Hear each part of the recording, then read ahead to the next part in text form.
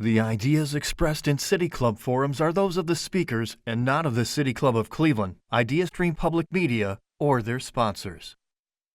Production and distribution of City Club forums on IdeaStream Public Media are made possible by PNC and the United Black Fund of Greater Cleveland, Incorporated.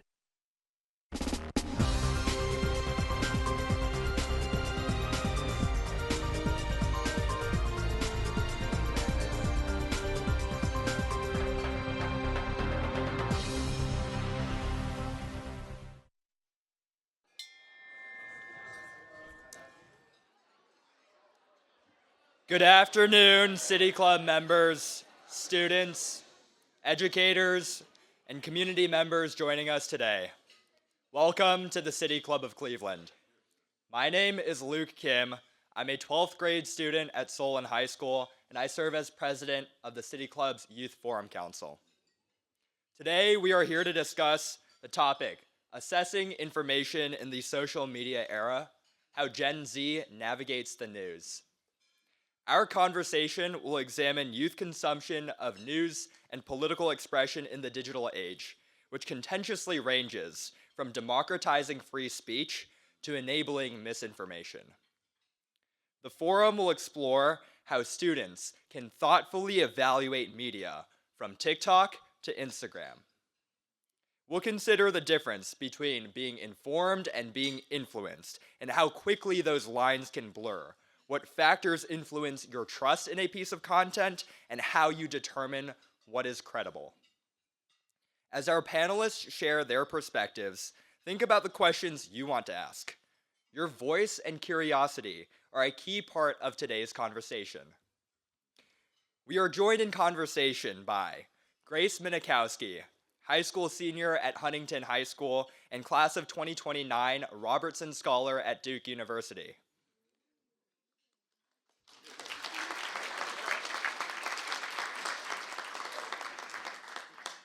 Shannon Smith, morning anchor for Channel 19 News.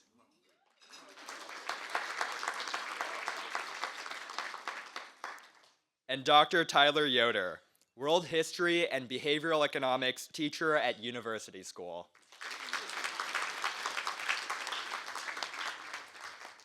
Moderator for today's forum is Youth Forum Council member Nakshatra Mohan, a junior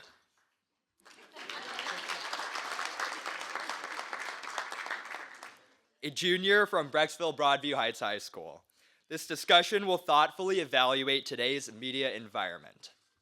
Together, we'll explore how social media platforms, evolving news habits, and modern forms of political expression shape what young people know and what they choose to stand up for. The Youth Forum Council would like to thank the Martha Holden Jennings Foundation, the Nordson Foundation, and AT&T for their continued support of our youth forums. And thank you all for being here for this important conversation.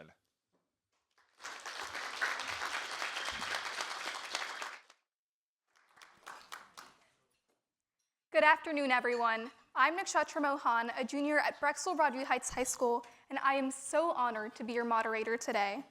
We're here to talk about something that all of us, especially as young people, are constantly navigating: how to understand and trust the information we see online. From TikTok videos to reposted news stories, we're flooded with content all day long. Now, some of it's real, some of it's biased, and some of it is completely made up. And so how do we make sense of it? And more importantly, how do we use our voices in ways that are responsible, informed, and powerful? Let's jump in. Now, before we begin, thank you all for being here today, and thank you to our amazing panelists for being here as well. I'd love for my panelists to introduce themselves. Grace, starting with yourself. Hi guys, my name is Grace Minakowski. I'm a senior at Huntingtown High School in Calvert County, Maryland, which is just south of DC. I serve as the student member of the Board of Education in my county. I am also the former chairwoman of the Maryland Youth Advisory Council, which is a state commission under our governor's office, which focuses on advocating for youth policy and advocating for youth's needs before our Maryland General Assembly. Thank you for being here.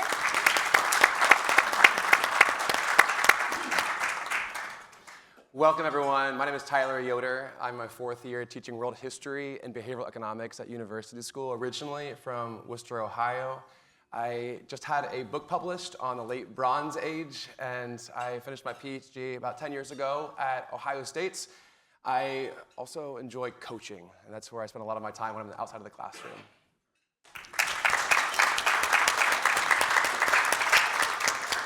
Good morning, everyone. Now, I've been up since 2:30, so if I have energy, I know y'all got it. Good morning, everyone. Good morning. Thank you. I'm gonna say this full room is warm in here, too. Okay, so my name is Shannon Smith. I am a morning anchor for 19 News. How many of y'all watch the news? Raise your hand. Okay, about 20 out of 300 or so people in here.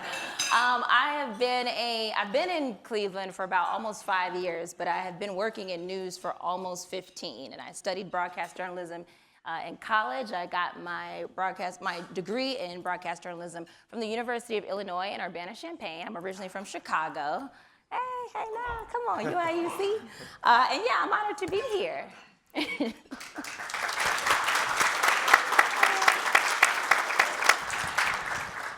Thank you all so much for being here today. Now, today's teens are more connected than any generation before. Most of us get our news through social media, not newspapers or TV channels. But with endless content coming our way, how do we separate what's real from what's just loud? Now, with social media being our go-to for Gen Z's news, how do you think that affects the way we form opinions, especially on political or social issues? Grace? Yeah, absolutely. That's a great question. I think when we think about social media, the biggest thing is that it's a rapid surge of information really, really fast from sources that we don't necessarily know. I think probably in the time that you guys have been here, you've gotten 70 different notifications about news stories, new executive orders, spaceships launching, basically everything going on.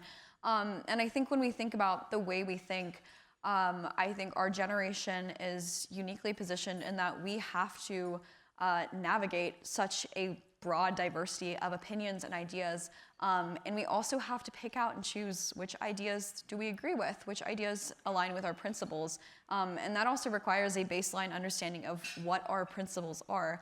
I think we'll get into this later, but we have, I think, the unique challenge and opportunity of getting to have so much access to information and so much access to diverse viewpoints, but also understanding which of these viewpoints do we agree with and align with our views, which have merit and which ones we need to pass by and sort through. Yeah, I'll add on, well said, Grace, that when we access information at any one time, at any given point, we are only accessing part of the story. There's always another side of the story. There are multiple sides to the story, and we have only two eyes. And we have one perspective that we bring to every single post that we read, every story we come across. And when we are overlooking the fact that there's more going on in the story, we're made vulnerable to doing injustice, doing harm to those who are involved, to the things that are happening. And there are all sorts of opportunities that we're missing along the way. We often think that what we see is all there is, but it's never that way.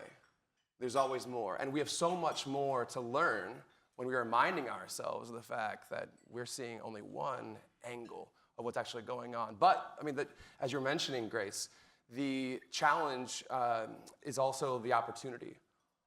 We're going to get more into this later, I'm sure, but what will we do with that challenge? How will we respond? It's overwhelming at times to think about how we navigate this content-saturated world with information everywhere that's always happening, constantly being updated. Slowing down is part of the answer. We're going to have to think carefully to make better decisions, to create the better world that we all want. Well said. Shannon?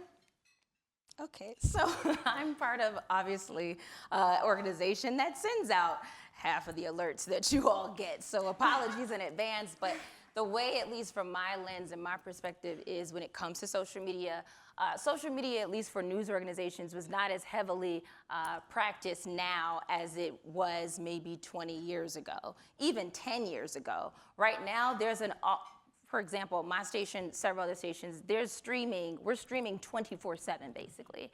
And that is because, although people don't believe this, we are only trying to feed the beast. The beast is you all. We know that people's attention spans is just not as long as it used to be, and nobody is waiting until 7 or 6 p.m. of the day to get the news. You want to know what happened down the street right now, because you see the police lights. So it's one of those things that we are probably always kind of beating you over the head almost with these notifications, but it is because we have seen that you all want to know now, especially with social media, because we would do a disservice to you all if we wait to post anything or wait to share anything, whether it's through our own social media pages, through a news organization, or even if it's just through, if we wanted to post on our own, because you all can see it on TikTok.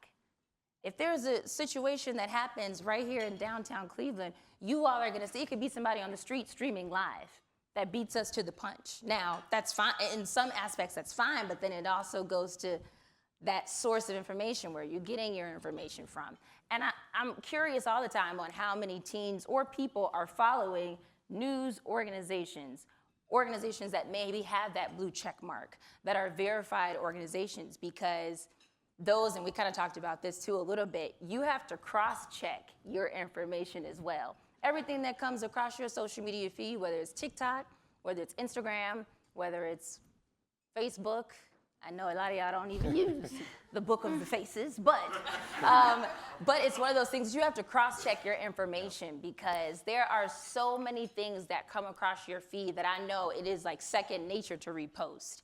But you have to see, like, wait, is this even true? Or is this just a meme? Or is this just is it an opinion piece? Whatever the case is. So social media is great for that aspect, but it's about the responsibility, which we all have kind of talked about. The responsibility that we all have, whether you work for the news or you don't, and how you are utilizing your social media platform. Yeah, definitely. Thank you so much for sharing. Now, for those of you out in this room who don't know, algorithms are a set of rules and calculations utilized by online platforms to personalize and prioritize content. With that being said, how do you think that social media algorithms shape what we see online and the opinions that we form? Now, Grace, I know you're super politically active, especially considering you're the former chairwoman of the Maryland Youth Advisory Council and a legislative intern. Maybe you could tell us about how algorithms and other media outlets can affect the youth when forming political perspectives. Yeah, absolutely. That's a great question. I would start by saying your phones and your social media platforms are programmed to pick up not just the information that you interact with on the social media account itself, but the information that you access on every single page that you open in a day. And that's really important because it reinforces the information that you're already taking in. And I think we've talked about responsibility. Responsibility implies intentionality. You have to take an active step in shaping your own social media or your own news environment or ecosystem to look for a diversity of opinions. So when it comes to political opinions, I think our cohort, our generation, is very inclined to scroll through Instagram stories and see, a blurb and then agree with it and then swipe to the next one. I think we tend to want information quickly and fast, and that informs our political opinions as well. What I tend to see is that a lot of what we believe politically and our activism, it tends to not necessarily be grounded in principles, but reactionism, or it's very reactionary, I should say. So when I look at it from a policy standpoint, a lot of students have beliefs about the climate, about mental health, about school safety, but they aren't really understanding why they believe the things they believe. So I think circling once again back to social media and information, it is extremely important to not just take in information and quote unquote educate yourself about what's going on, but also understand, like both of the panelists underscored, where that information is coming from, who's affected by that information, and how that can apply to your own life and your principles. Thank you, that's so well said. Tyler? Yeah, there are a couple different angles to approach this from. On an individual level, we are all responsible. Anyone who is on social media is responsible for their actions, what they post. There's also reading that's involved, right? Responsible for what you read. And who are we responsible to? Well, I mean, to ourselves, people that we care about. But once we're on social media, where do the limits end? Okay, it's global now, right? And we're interacting with people across the world in an instant. So that topic of responsibility, I think, is really important. But also, on an individual level, to be aware of the fact that, back to algorithms, the information that we are consuming, I think there's this idea that, well, there's something exciting about social media. Power to the people. We have a voice all of a sudden. We can share what we believe. We have an opportunity to make our ideas, to make our feelings heard throughout the world. That's awesome. That's exciting. There's a democratization of information that is spread out and distributed across the world. Great. The problem is that if you look at the larger scale, the global scale here, the information that we are in theory in control of is now generated by forces that are bigger than we can ever fathom. They're being curated by algorithms that are designing them in a way to keep us engaged, to keep us on the screen, manipulating in the process what we're actually seeing, and monetizing our attention in the process. So being aware of the reality of the information that we're consuming is part of all of this that we're discussing right now. And then considering the effects that's having on ourselves and the people around us that we care about to make more informed decisions. And that's just going to take time. But it starts with that idea of awareness, recognizing the forces that work, that what I see perhaps is not all there is, and it's being generated by forces that I am not in control of. So how do I cross-check? How do I look for multiple perspectives? And that's going to require time. It's also going to require a commitment to the process after we recognize the challenges, to doing something different in how we prepare to engage information. And we're all busy people. We all have a lot of things going on. So it's a test of our priorities in the process and what matters to us, what kind of future we want. Right, it's so important to consider the global perspective. Now, Shannon, I know that you have a background in broadcast journalism, and I'd love to hear your perspective on how stories are chosen before they are aired or even researched. What does that look like behind the scenes? Do you really want to know? No, I'm just kidding. No, I think people think that we just wake up and we're like, I want to ruin someone's day, and that's never the case, okay? It really, truly is, it never is. Here's the thing, so with news, we always have morning meetings, right? I'll just let you in on our insider secrets, okay? Every morning we have a meeting. Now, there is what we have like a day planner, or it's like a calendar, and that's why if anybody ever wants to get a story on the news, we're always like, hey, email us, because we have an assignment desk who gets all of that information kind of filtered through. They get all those emails that have these different story ideas. They then will kind of go through, filter things out. And when I say filter, it's that a lot of the emails that we get are PR emails. They are from companies that want to go on the news because they want to sell a product or an idea or whatever the case is. When it comes to real stories, that is where journalists, reporters, anchors ourselves, it's our responsibility to be out in the community to find those stories, to get those story ideas from your church members, from your family members, from you hearing somebody talking in the grocery store. Now, with that, you then have to pitch that idea to everybody. We have that conversation. Hey, is this something that we should be talking about today? Or maybe this happened the other day, but we need to kind of go a little bit deeper into it. So there is a process. We don't just wake up every morning and say, hey, I think I want to do this, or I think I want to try this. And one thing that I always try to get everybody to understand is, while we do have so many hours of news, we only have so much time to tell a story. When I was reporting, even now, if I report a story, it has to be 1 minute and 30 seconds. That's on the long end. That's not even a full song. It's not even a full song. That's 1 minute and 30 seconds. That's the only time I have to tell you. And by the way, most of the time, that includes the person, if somebody is live, let's say they're out on the street, that includes them in that time frame. So you don't have that much time to be able to tell a story, which is why, that's why you go to journalism school, to learn how to tell a bit of information in the most concise way, but also in the most way that is going to be relatable to people who are watching it. But there's a process to that. It's not easy at all. And I know everybody, I get it, okay? I know it is not an easy job. I know when you watch the news, you're like, this is so depressing. I always say, if you watch the news and you feel so depressed, you're not watching long enough, because I swear in the morning, okay, we have some good news out there. But it is a process to it. So I don't want people to think that we just pick and choose. And it is our responsibility. If you want to be a journalist, do not become one if you don't realize that you have to check your bias at the door. Your job is to tell a fair and balanced story. That means if you're talking to city council about something, you have to get the community's response and you need to get the city council. If you are going a political route, you got to get the Republican side and the Democrat side. And guess what? Nobody's going to call you back, but that doesn't mean that you cannot include that side, and you still have to say, hey, I reached out to so-and-so. I reached out to the police chief. They didn't call me back, but when they do, I'll let you know. Like, that's our job, and I think most people don't feel that way, but that's our job. Now, it's not my fault if they didn't answer the phone. I called 3 times and I left a voicemail. But it's our job to show you the process and what we did to try to give you the most fair and balanced story. Hopefully you watch the news too.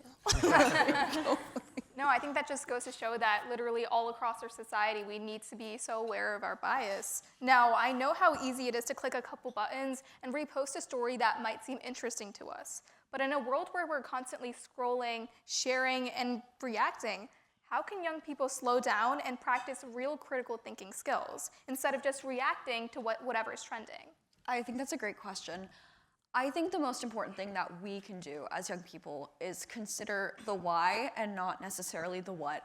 If you look at a news article and the headline is extremely inflammatory, maybe you vehemently disagree with it, and you don't ask yourself, you're focused on the what. You're focused on what does this headline of the story say.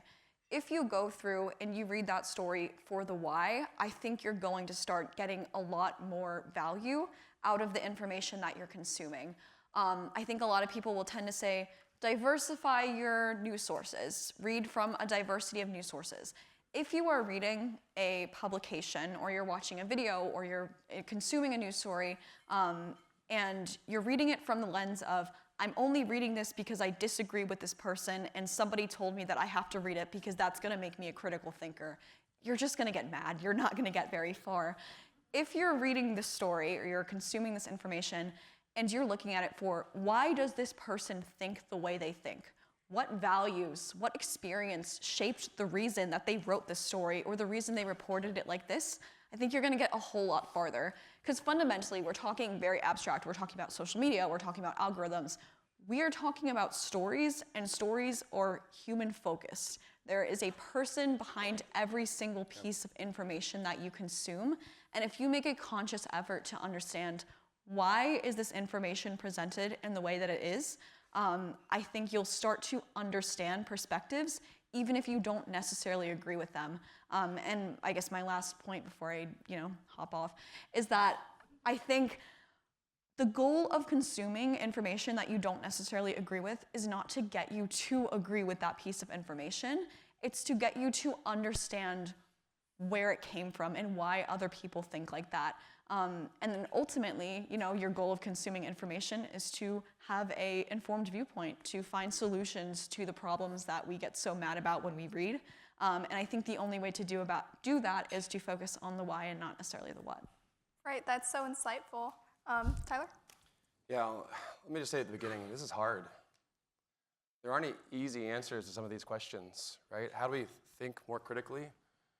It's not easy. A couple things I'll say, though, that I think are essential to start the process. One is, and I'm reiterating here, but I think it's important to do so, it starts with awareness. We don't do anything unless we're aware of the fact that there are challenges, there are possible problems. We're vulnerable in certain ways. From awareness, we have to learn more. We have choice. Do we learn more?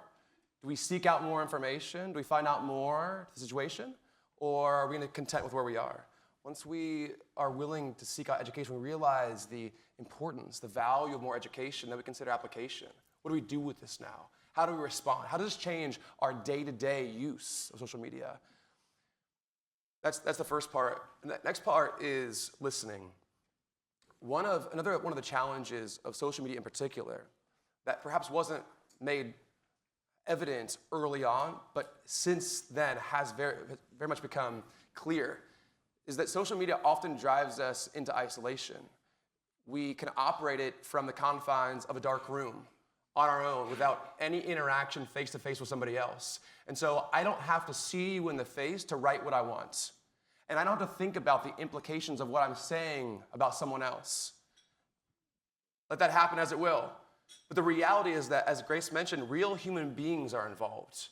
These are not fake people or machines that we're necessarily talking to. These are people with blood pumping through their veins just like we are, with real hurts and questions and desires.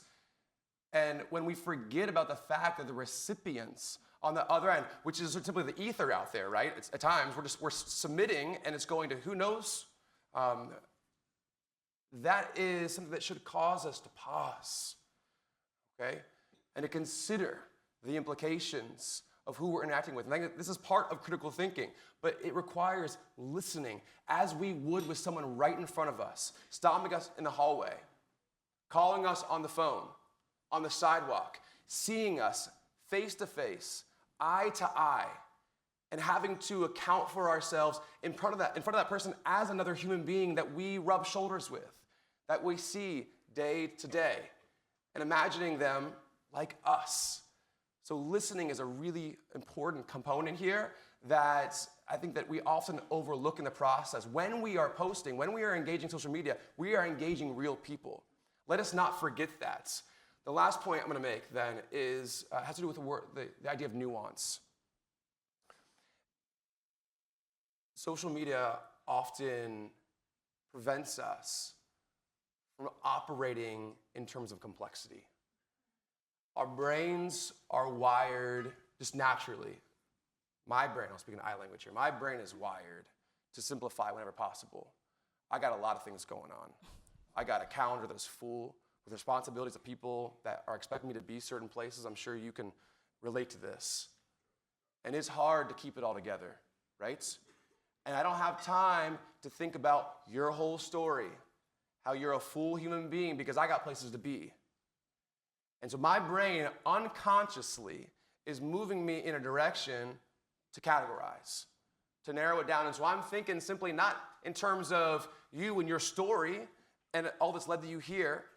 I'm thinking of you as good or bad, right or wrong, us or them. It's how my brain works. And if you're all like me, your brain probably works very similarly. And so we have to remind ourselves of the fact that our world, one thing that we desperately need is space to consider complexity and nuance. We are more than what we present at times.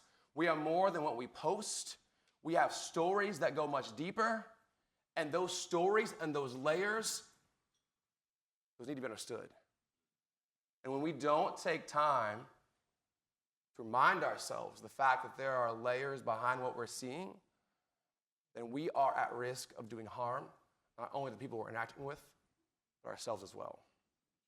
Right, I think listening is so important considering the tumultuous environment we're in right now. Listening is so important to just understanding the global perspective. Shannon, do you want to add on?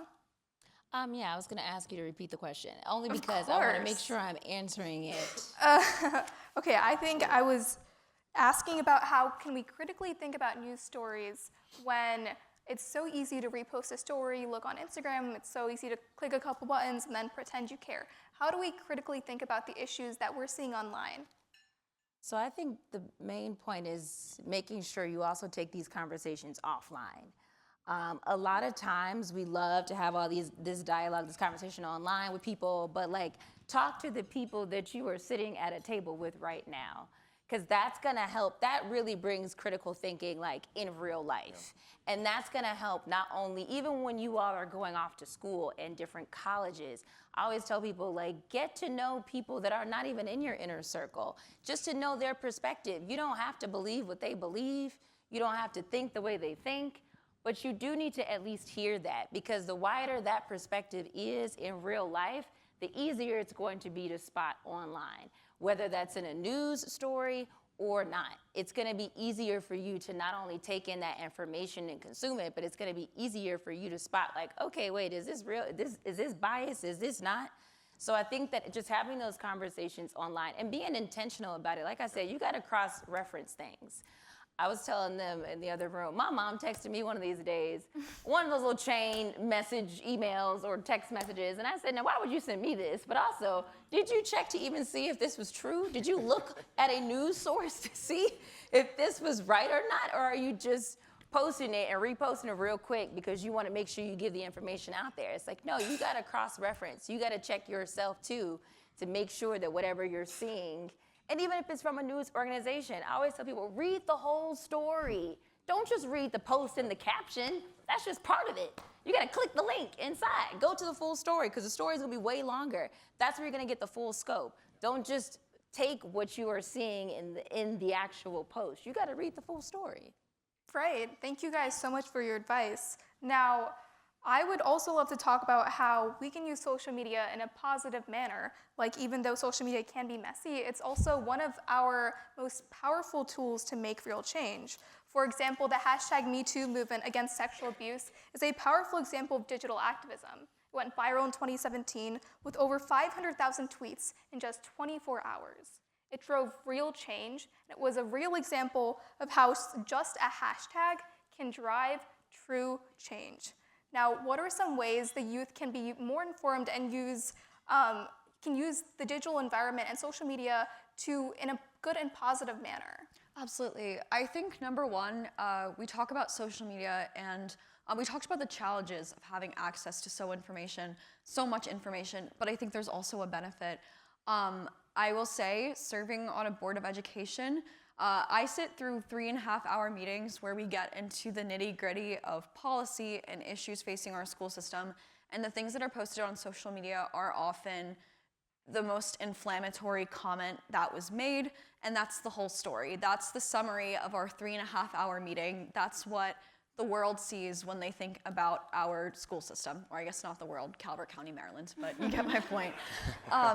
I think when we intentionally, going back to that word, use social media to highlight the things that are overlooked, that's really important, number one.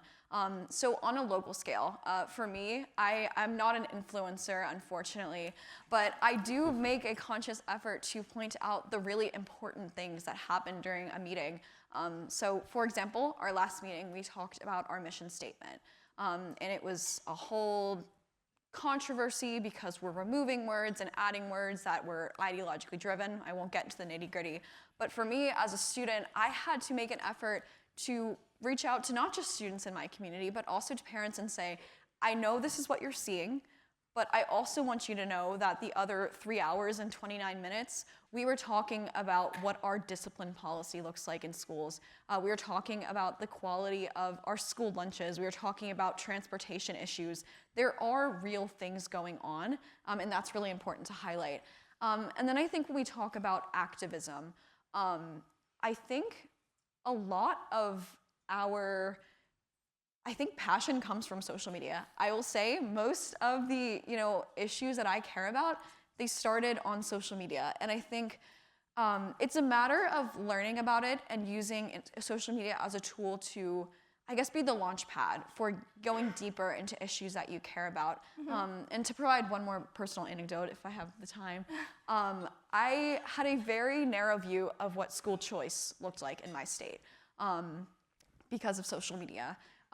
And going back to that human perspective, I was able to sit in on a hearing related to budget for our school choice program, our state school choice program, and getting to hear those human testimonials of what that program did for low-income, specifically minority students in my state, it completely reinvented what this hot-button issue looked like in my mind.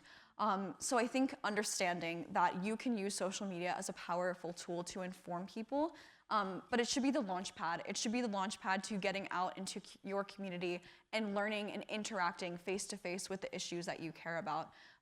So I think that's kind of the point that I would underscore from the student perspective. Yeah, no, that's amazing. Thank you. Tyler? If you'll indulge me to just get nerdy for a minute here, I have a couple just anecdotes I'm going to draw on. One, so I mentioned earlier that I study the ancient worlds. And if you read about the ancient world, you realize very early on that literacy was confined to the elite typically and the few. And I mean, by the way, 1 second, what about the power of the humanities in this conversation? We need readers and writers, don't we? And thinkers who can articulate ideas, and that just doesn't come naturally, right? We need to practice. So let me say that as a history teacher, okay? We need the humanities more than ever at this time. Okay, back to where I was. The ancient world, so only the few elite had the power to be able to communicate, and that gave them a ton of responsibility. And when they would communicate, whether they're writing on papyrus or on clay tablets, it was a long process to get from the person who was composing it to the person who was receiving it. Sometimes, if they're going across the Middle East, for instance, months from place A to place B.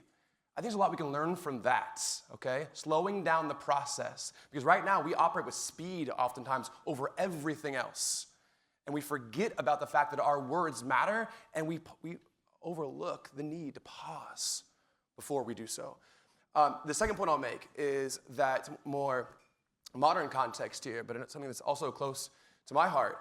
The world of the academy, so in the world of scholarship, for instance, if you want to publish a paper in a peer-reviewed journal, that takes its process. It's either a single or a double-blind review, which means that you submit a proposal, and there are going to be anonymous reviewers of that paper that are inspecting your work without knowing who you are, and they're going to grill you. They're going to scrutinize your work to determine, is this good enough or not? And well, the entire world, it wouldn't be practical to operate according to those standards with everything that we post, right? But there's something to learn from that, right? Why do scholars go through this rigorous, this long process to get to a publication? Well, if it's not because truth matters, then what else is it? There's a standard that is held by scholars in this process. Should we learn from that?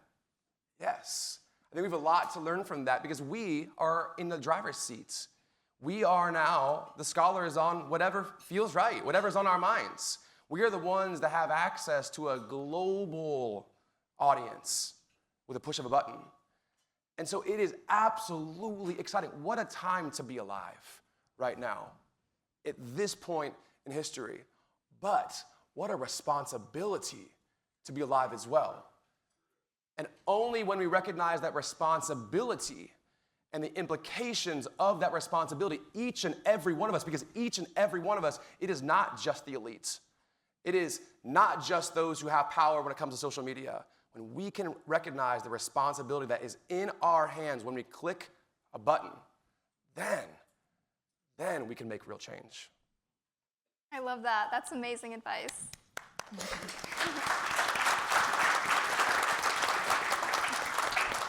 Now, Shannon, for you, any advice you have on that matter?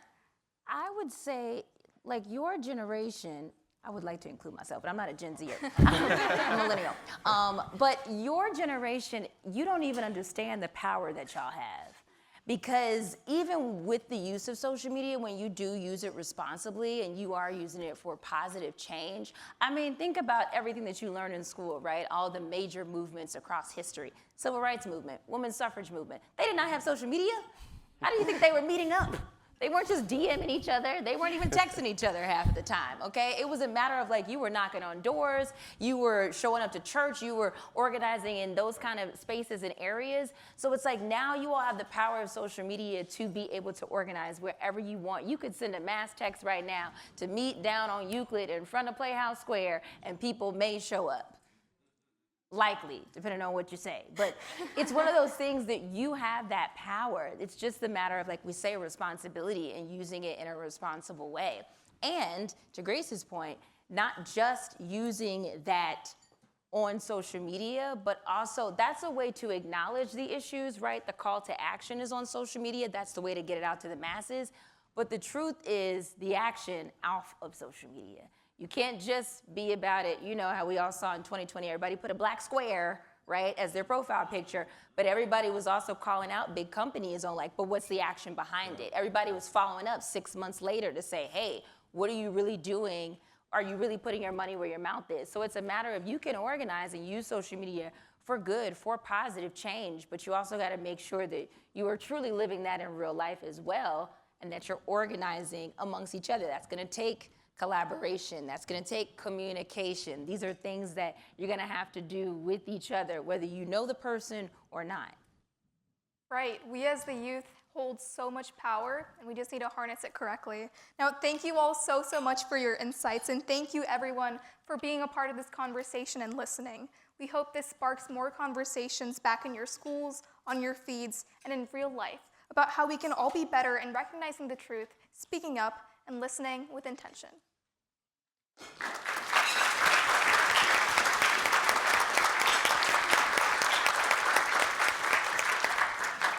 Good afternoon, everybody. My name's Madeline Friedman, and I'm a junior at Laurel School and a member of the City Club's Youth Council. Today, we have been enjoying a youth forum entitled Assessing Information in the Social Media Era, How Gen Z Navigates the News. This forum features Grace Minakowski, a high school senior at Huntingtown High School, Shannon Smith, a morning anchor for our Channel 19 News, and Dr. Tyler Yoder, a history teacher specializing in world history and behavioral economics at University School. Moderating today's conversation has been Youth Forum Council member Nakshatra Mohan. We're about to begin the audience Q&A. We welcome questions from everyone, City Club members, students, educators, or those of you joining us via our webcast. We ask that your questions please be brief, to the point, and end in a question mark. If you're joining us via webcast and would like to ask a question, text us at 330-541-5794, and we'll try to work those questions into today's program. At today's microphones are two of our Youth Forum Council members, Brooke and Dennis. Can we have our first question, please? We'll start with a text question first. So this one is asking, since many people find their news on social media through a favorite influencer that blends news commentary with entertainment, and since a lot of these influencers aren't shy about admitting that they aren't unbiased and that their channels are for hearing their take on the news, not necessarily determining the facts themselves, how can we determine if an entertaining influencer is a trustworthy source of news when we come across these kind of people on social media? That is a great question. Oh, all eyes just went to me. Well, I would say that you got to remember what you just said. They're an influencer. They're not a journalist. They are an influencer. So they are going to share. And a lot of times they are influencing you in the ways of makeup or tech or some kind of niche category that they're just offering their take on the news. Much like you would hear in any kind of program, somebody giving commentary on something else. You still have to do your due diligence. It's fine if you align with maybe some of their opinions, but you have to be careful. For example, today is tax day. Y'all don't know anything about that, except the audience. I mean, the adults in the room, but. You will in time. Right, you will. Oh, you will in time. But It's coming. recently, I think this was actually just last week, we just did a story about how there's a TikTok trend where they're like giving these tax tips. I don't know if maybe y'all have seen them, I have not, but they were like telling people different things to write off that are not accurate. Now, one thing you're not gonna play with is the IRS, so you have to be careful on those things of what you are taking from these influencers and know that it is just commentary. So that's why you have to follow some of those verified news organizations to say, oh, okay, well, I heard my favorite influencer say this. Let me check CNN right quick. Let me check NBC right quick. Let me just make sure that like that's what they're saying and that they're just giving an opinion on a fact rather than they're sharing this opinion as fact. You guys have something else to add, or? Oh, come on. Right, I think it's really important to adjudicate between informer and influencer, right? So that we can keep those things distinct. Yeah, and I mean, you also have to recognize when a firm or an individual is profit-driven versus when they are putting out information for your consumption purposes. I would just say that local journalism is extremely important and extremely important to protect. And I would highly encourage you, if you don't already, to follow local journalists or follow your local newspaper if that still exists. I'm not sure. We have one in Southern Maryland, but we're not as advanced as you guys. Hello, I am James Strasser from Solon High School. I wanted to ask, how should we go about reaching out to other people to encourage them to look at more nuanced and diversified perspectives on news? Because it's really easy for a lot of people to get stuck in this echo chamber of constantly having their own ideas repeated back at them. And it's really hard to ask them to look outside of that, because it's like, it's nice constantly having your opinions reaffirmed and having your beliefs like told back to you. Absolutely. Well, I can speak to this from two perspectives. I think number one, the most important thing is to go back to the principle.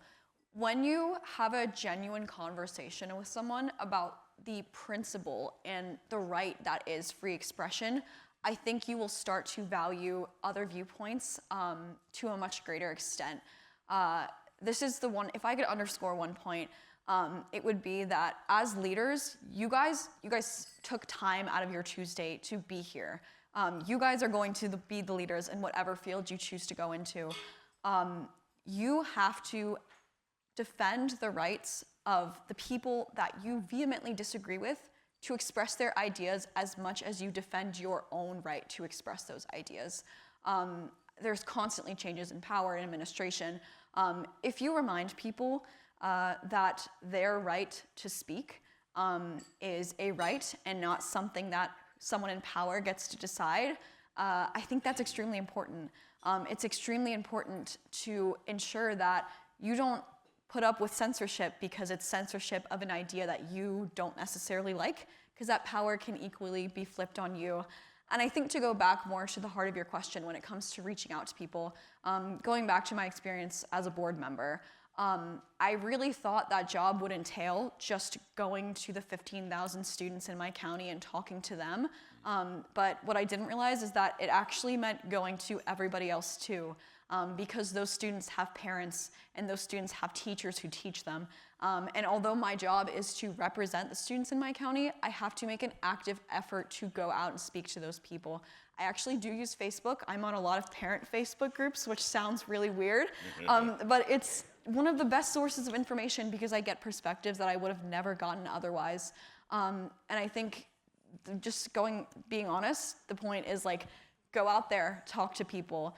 When you have a face-to-face conversation, I think that's the best way to understand diverse viewpoints and to get other people to do the same. When you show that you're willing to make an effort, I think it has a ripple effect. I would say too, to that point, it starts too with making sure you have your own original ideas. I'll be honest, nowadays it just seems like, and I was telling them this in the other room, a lot of people don't have their own original thought. Like, you're just taking what you saw on social media, or you're taking what maybe your friend said, and you don't even realize, like, but why do I feel this way? Or you are believing something because it was just the way you were brought up, your parents believe that, or you heard your parents talking about it. It's not a matter of, okay, but why do I believe this? Do I believe this in my own right, or is it because I've been told to? And it's a matter of, once you kind of figure that out too, then you'll be a little bit more empowered to be able to go out and talk to different people and get different perspectives. Hi, my name is Merle Johnson, and I'm a former member of the State Board of Education for Ohio, served term limited 8 years. So my question is for Grace. I am thrilled that you are on the board. When I served on the state board, we had often talked about it. A lot of the members did not believe we should have a student, but I always wanted to have a student. So I have two questions. One is, are you a voting member? And number two, talk about some of the challenges in speaking to people as a student member of the board. Absolutely, that's a great question. I'm a recorded vote, so I don't have official votes on policy. And that has been the biggest challenge, but it's also been the thing that has taught me best to navigate this role. So I guess really tying into the theme of this panel, one of my goals at the start of my term this year was to improve the state of open discourse in our schools. So I met with people at the Foundation for Individual Rights and Expression. I encourage you guys to Google that if you don't know who that is.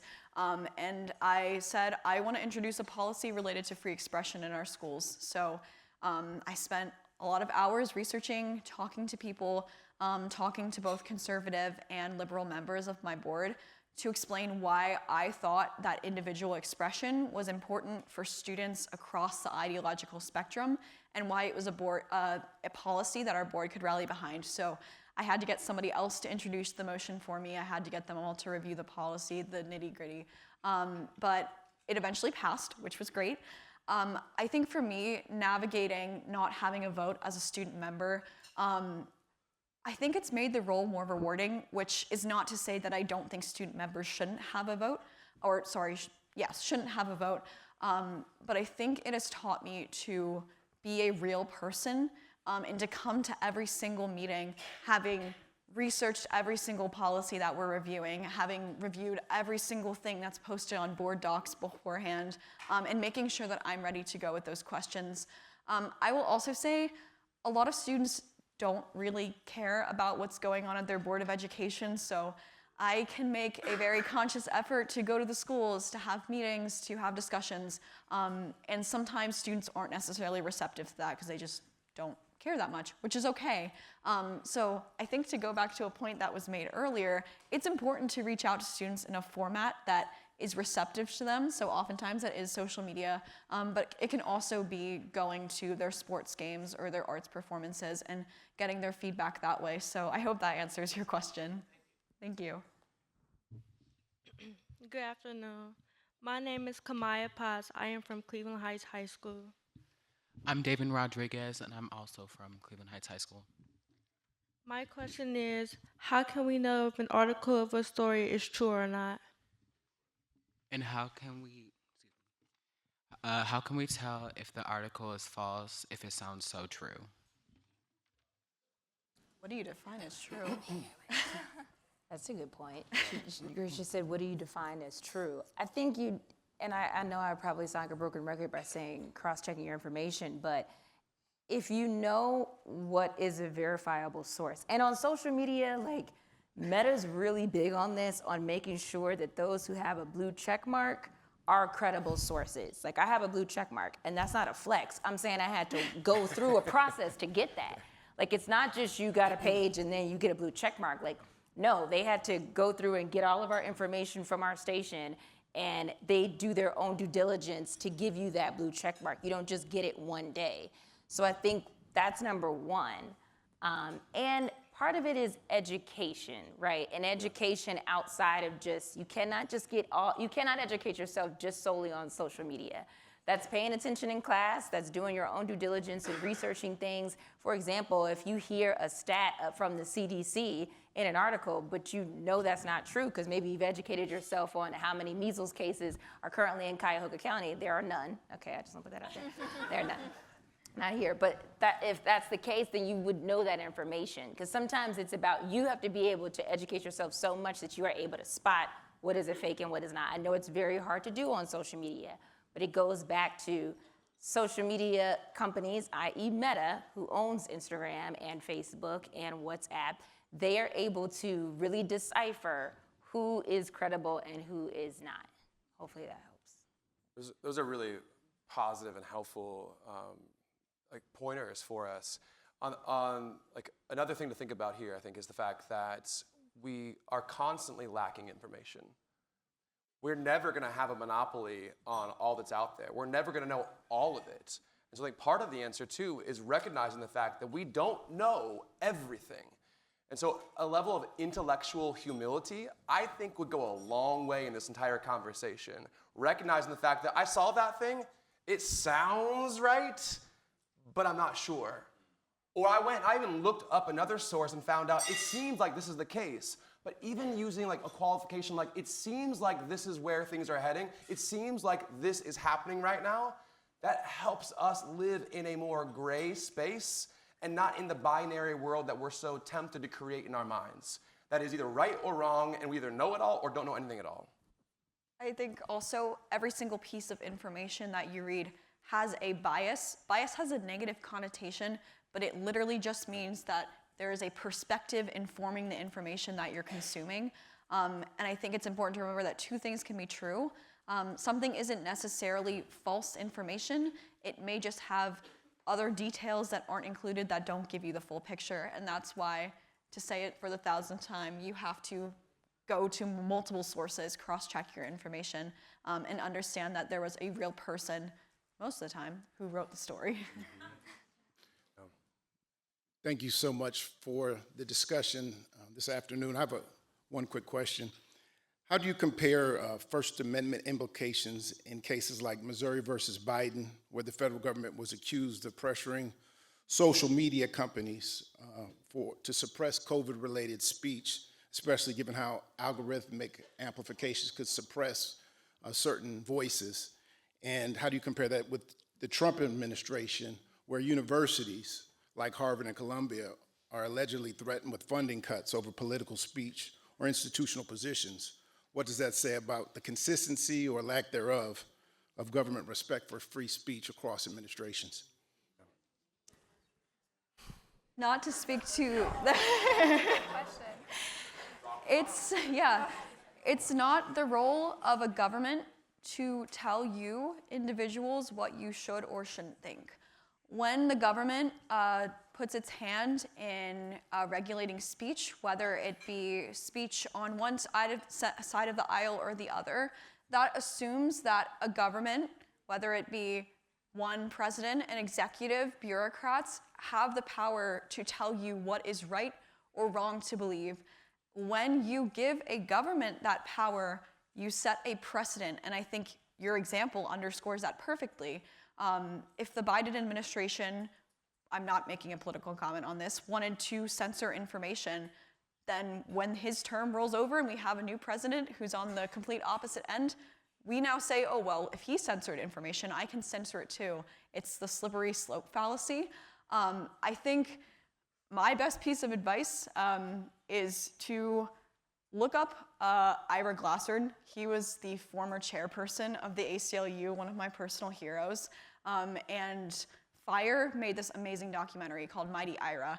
And I think if you watch this documentary, you will understand the importance of protecting speech that you don't necessarily agree with, because you protect the principle of the First Amendment and your individual right to free expression.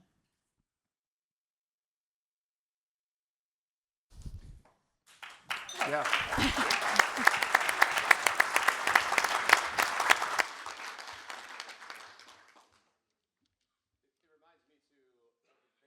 Point of what we're doing here and the importance of being in a space like this where we can openly dialogue and we have a chance to develop our listening skills, to truly be able to understand someone else.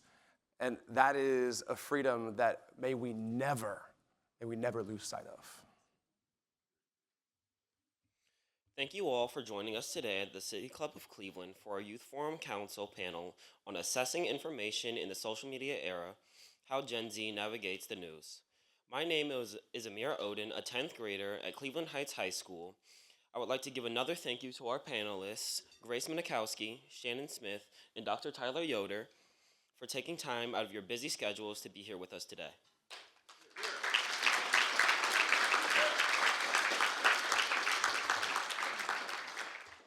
I would also like to recognize all of the schools we have represented in the room.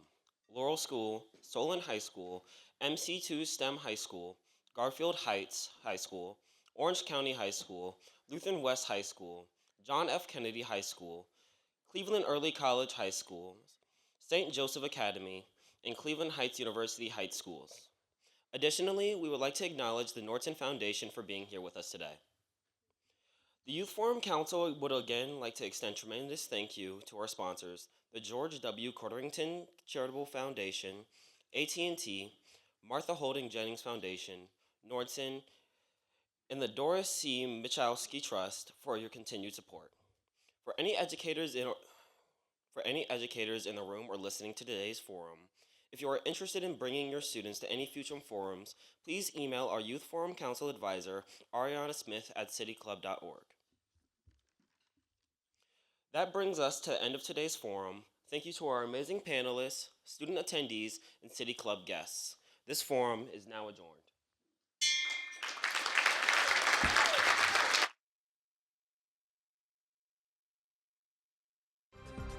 For information on upcoming speakers or for podcasts of the City Club, go to cityclub.org.